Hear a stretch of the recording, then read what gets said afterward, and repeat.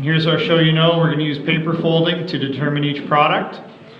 And in our first example, we've got 1/4 times 1/2.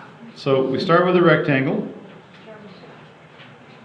And we've got two different denominators. One is a 4, one is a 2. I'm going to go with the 4 first. So I need to have 4 sections in my rectangle. And in this case, my numerator is a 1. So I only need to shade one of them. And I'm going to use my highlighters to help a little bit with identifying the different directions of our shading.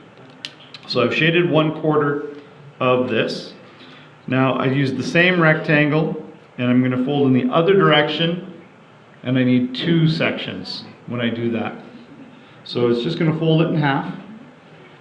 And so we've got a top half and a bottom half.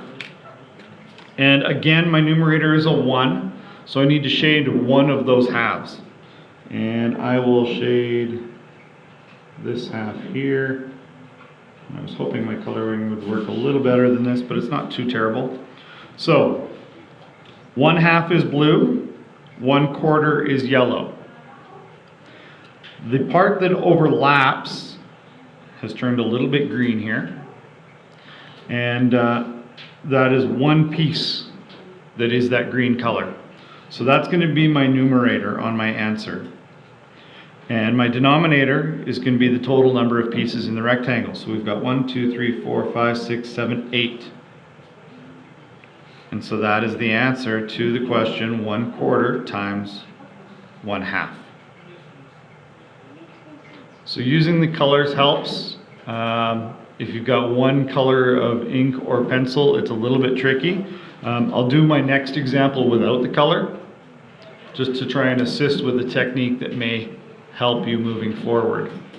So again, we've got 2 fractions that we're multiplying together. They happen to be the same fraction, but that's okay. It doesn't change our process.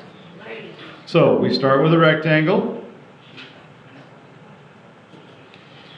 That's step 1. Now we look at one of the fractions. Denominator is 3. So I need to have 3 sections in one direction. So that's what I've done here. And like I said, I'm going to use only one color to try and illustrate this. So I have 3 pieces, so that's good for the first fraction. There's a 2 in the top, so I need to shade 2 of these pieces. I'm going to do it with diagonal lines. And in this case, it's going to look like that. So 2/3 of this is shaded. That takes care of one of my fractions. Now the other one is in the other direction. Again, I need to have 3 pieces. So I've got a top, a middle, and a bottom now. And again, out of my top, bottom, and middle, I need to shade 2 of them. So I'm going to use diagonal lines going the other way. And I only color in 2 of them, but I need to color them in completely. So now, this is what our piece of paper looks like.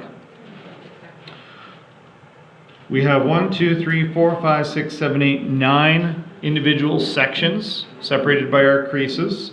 So that means our denominator is going to be 9.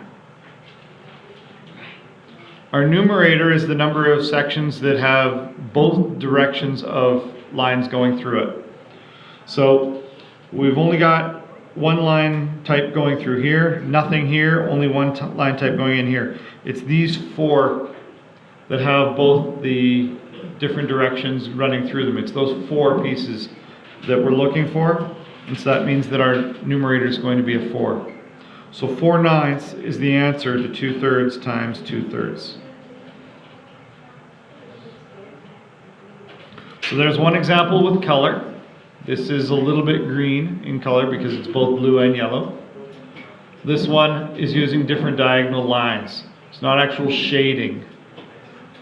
Our goal is not to fill them in so that we can't tell what's there. Our goal is just to distinguish the different sections. So this is one technique that works for that.